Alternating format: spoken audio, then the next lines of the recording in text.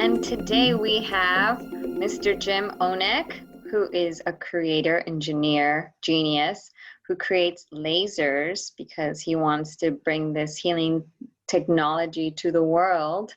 And I'm really grateful that you have time today, and I appreciate your time. And can you please tell us a little bit about how you started your company? Sure. Thanks for having me on, and I'm happy to share with you the history here. So I started my company in 2007, actually, and it's a laser therapy services. I had been designing, developing these laser therapy systems, and I was basically had a therapy practice that I opened up. And then I turned it into a consulting company, and I began consulting with other companies about laser technology for surgery and how to help them bring products to market, et cetera. And then over that time, I was able to really develop my own technology, my own approach. And so I went from this consulting company, Laser Therapy Services, to Epoch Lasers, and I launched that a couple of years ago. And it's specifically to commercialize this laser and of course, the other product, the infrahelios. Amazing. And what exactly did you get started in the world of lasers? What was one of the things that you started with? So I started with lasers back when I was in the field of ophthalmology, and I was working with the YAG lasers that were used for eye surgery to help improve people's vision. I did a little bit of work on the optics for the lasers that are used for corrective surgery for your eyes, so they're called LASIKs. And then also I developed a laser endoscope that was used for glaucoma surgery. So I had this background and fascination with lasers for quite a long time. And then the laser therapy devices here that I've been working on has been something that I've been working on therapeutic lasers now for 20 years. Yeah. And what is the difference between those type of lasers, therapeutic versus the other medical lasers? Yeah, good question, and it's an important differentiation. So surgical laser uses a very tiny beam with a lot of power, so that when the laser beam hits the tissue, it creates a destruction or cauterizes or gets rid of tissue or pokes a hole in something. So it's destructive in nature. And so it's a very, very small beam, literally millimeters of distance, just a very small circle, like a laser pointer as an example, but with a lot of power behind it. So in this particular case, this laser here is what we call a divergent beam. It's a 3.2 centimeter size, so it's a much bigger circle. And the optical power is spread out over the surface area so that it doesn't destroy tissue, it stimulates it instead. Wow. So this is, I hope people can see, this is your Epoch 980 laser. And so this is a therapeutic laser. So what happens when it hits the skin? Because the surgical ones, they actually are, cutting, right? This one, how can we tell people, what does it do?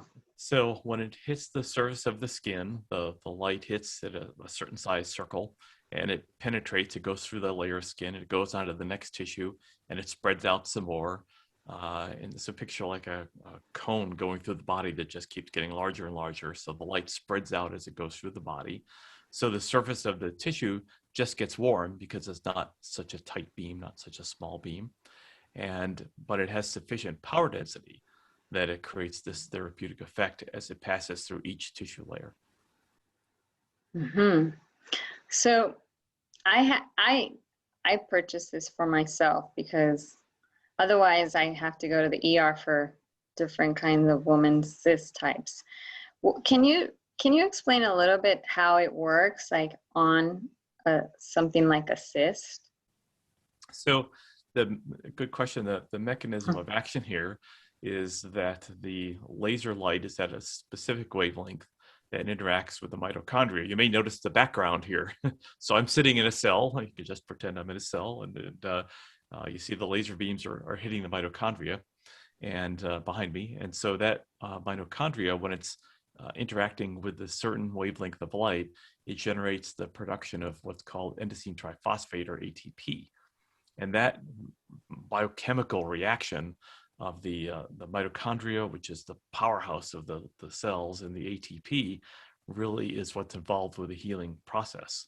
So when your cells heal, your body heals, you get energy for your cells from the oxygen you take in, the food that you eat. Well, here you get it from this wavelength of light, which is tuned, if you want to say it that way, to the body, so that it produces more ATP, which helps the body accelerate the healing. But it also creates this gentle warmth that you feel, which is a vasodilator, and it helps the blood flow in and out, which can also accelerate the healing as well. So it's really those two mechanisms of action. And so it's it's the body accelerating and responding to this light that helps with the healing process. And is it because this laser light goes deeper and penetrates deeper and it's stronger, that it creates more ATP so that you don't need to use it for so long? 10 minutes is the max treatment, correct? I mean, you could more or less. Yeah, more or less. I mean, 10 minutes is the average. It depends on the severity of the pain and the size of the patient, et cetera. Those things have an effect on the treatment time as well. So yes, so this penetrates, that the optical power has been designed so that it can penetrate several centimeters into the body and still stimulate the tissue.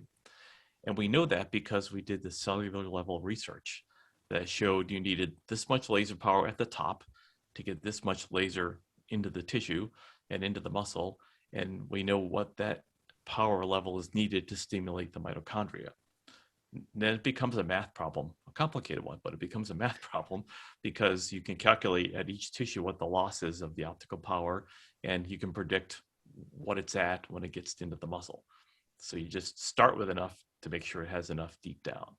And so if people don't do that, there's other lasers, of course, that are out there. There are all the different wavelengths, but I don't know if they've modeled this the way we have. I mean, this has been a lot of years of research, and this was modeled at a medical institution. So it was, and even before that, there was work that went on to try to calculate and predict what the power level was that was needed to start with, so that you ended up with the right amount.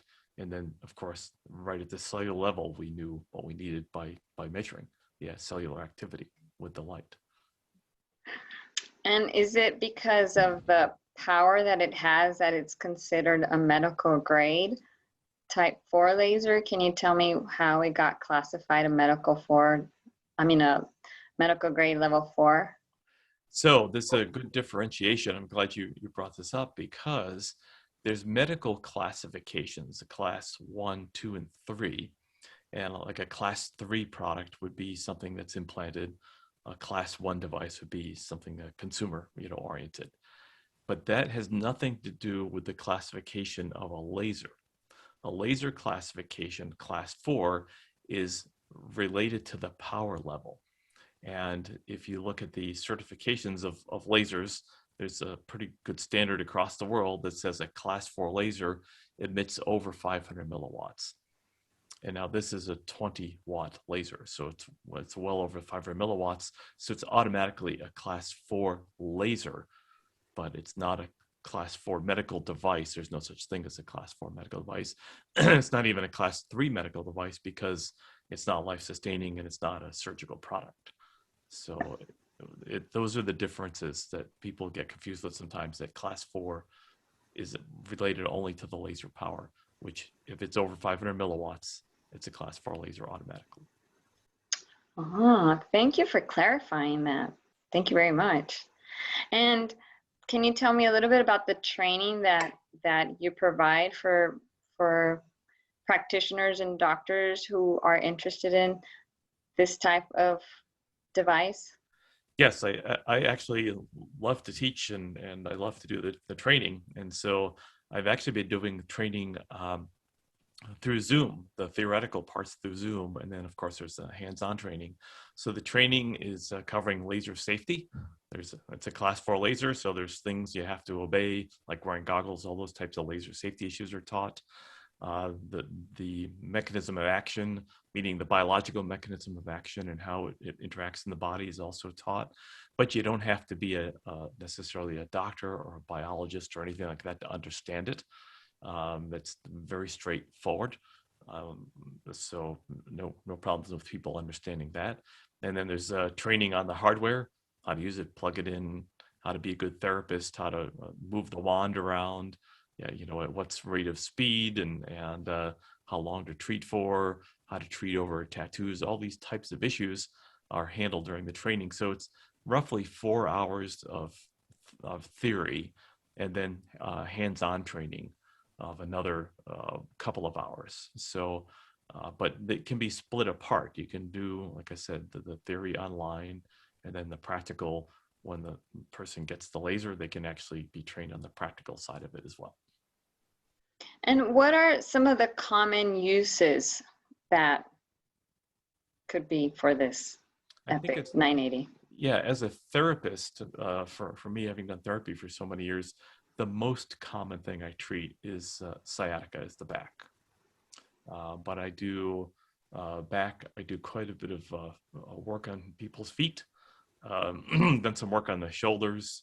On the neck and shoulders. That's probably the next most popular, is the neck and shoulders, because people are hovered over their keyboard all day and they're not looking at proper ergonomics and biomechanics, and because of that their necks get twisted and their shoulders get tight. And so I do a lot of neck and shoulders, a lot of sciatica. Those are the most common. And I would say feet, neuropathy on the feet. Knees, I've done quite a bit of work with knees, especially post implant surgery. And one of the nice things about this technology is it can be used over the metal hardware that may be put into somebody's body, where something like this therapeutic ultrasound that you may have heard about can't be, because it can be damaging to the metal, but this doesn't have any effect on the metal that's inside. So you can do it over a metal implant. It's not a problem. And who would not be a good candidate for this type of treatment? Yeah, I wouldn't, personally, I would not do it on a pregnant woman. That's contraindicated. So I wouldn't take that risk. Not that it would do anything, but it's a risk and I wouldn't recommend it. And then if somebody's on medications, some medications are contraindicated for light. Most of them not so much anymore, but you may see people that are out in the sun, they're all covered up, but they have a hat on, and you kind of ask them why, and they're on a certain medication. So if they're on a very light sensitive medication, then they might be contraindicated for it as well. Wow, great. Other than that, just about anybody? Yeah, just about anybody. Yeah, there's really, and you can't use this device around the eyes. So you can't, it's a powerful infrared laser. It penetrates deeply into the body, and infrared could damage your eyes. That's why you wear goggles at this power level. So you can't really do work up on the temple area or around the face. You could use it on your jaw, of course. You could use it down here, but just not up and around the eyes. So you wouldn't want to use it for anything in that sense. Yeah. Does this also help for maybe the muscles and tendons that maybe are not so severe? Yes. I always tell people, if there's an underlying mechanical problem that's severe, like if you have totally ripped your hamstring, you're going to have pain. The laser is not going to put that hamstring back together. But if you've got a partial tear, it will help. It can help with the swelling. It will help with the inflammation. If you have a break in your bone, you need to have the bone reset. The laser is not going to magically reset it, but it can help post-surgery with the healing and reducing the swelling that comes from the surgery, all those types of things. So, depending, if you have an underlying disease that is chronic, this can definitely help with the symptoms of it. But if there's something that's been leading and causing this underlying illness, it could keep coming back. But what I find with patients like that, and let's take arthritis as an example, they they get a lot of relief. So instead of having, a chronic daily problem with their arthritis, they get a laser treatment, and then they can go months, and then maybe they start to feel it coming back, and then they can get another one. So, and they don't have to take medications in between time. So it's pretty handy. So I have a patient that always refers to it as, he'll call me up and say, I need to make an appointment for some maintenance. So he says it's his maintenance treatment. Yeah. And I've been treating him for 6+ years. And, Well, we all take our cars in for maintenance. yep. We should, treat our bodies better than a car. So that's a great way to see it, is to go in for maintenance. Yeah, a maintenance or a tune-up, and you can go in and get that tune-up, and everything's good again. So you may start, if you've got a back issue, you may start with a course of a half a dozen treatments, and everything's fine. Then 6 months later, you start to feel it. You become aware. You say, "Oh, I'm starting to feel that again." Well, then you go in and you have another treatment. Maybe it takes only one or two, and then that's it. Another 6 months goes by, or another year goes by. So that those maintenance and tune-ups are definitely something that are useful, because sometimes, this is particularly true with athletes. They come in, I have treated their ankles, and I tell them, you may feel better, please don't go run. And then they come back in a couple of days, they say, my ankle's sore again, I only ran 5 miles. So you feel better, but the healing is still going on in the body, even if you feel less pain. So that your body still is healing. So it's something to keep in mind. Wonderful. And can you tell me about the name of your company, Infrahelios? Well, the name of the company is Epoch Lasers. Okay. And as the products are the Epoch 980 laser and the Infrahelios for the home use. But the name Epoch Lasers actually came from a friend of yours, Kelly. And she and I have worked together actually on these lasers for the 20 years. And we worked together very, very early on. And so we always talked over the years about we're gonna get this product done, and it's gonna get out, and we're gonna get a patent. And so when we created Epoch Lasers, she's Epoch, EPOCH, is about a point in time. And so she said, this is an epic point of time, because you finally got this laser out on the market, and you're selling it, and that's an epic event, an epic event. And so that's how the name of the company came about. Wonderful. I love it. She's great too. She's one of your best trainers, right? She is, and she's been very much involved in treating animals and horses as well as people. So she's a very, very excellent therapist, and very knowledgeable about the lasers. Mm-hmm. You could use that in Texas. We have lots of horses here too. But before we did people, we did a lot of animals. I mean, we were out treating horses and race horses. I've traveled as far as Puerto Rico to treat a racehorse, and all over here in Ohio and into Indiana to treat horses.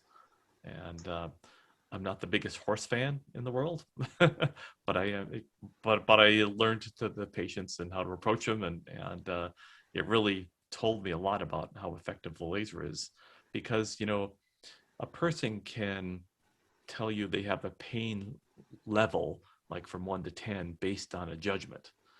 A horse can't tell you, well, he can't hit his hoof and say my pain level's now a 3, I feel better. But you can videotape his tracking, how he walks. And so you can watch the tracking of the horse improve, and in scallop improve, and he's feeling better, or he wouldn't be able to change that motion. And so with horses, you can get very good specific measurements of their improvement when you laser. Amazing work. Wow.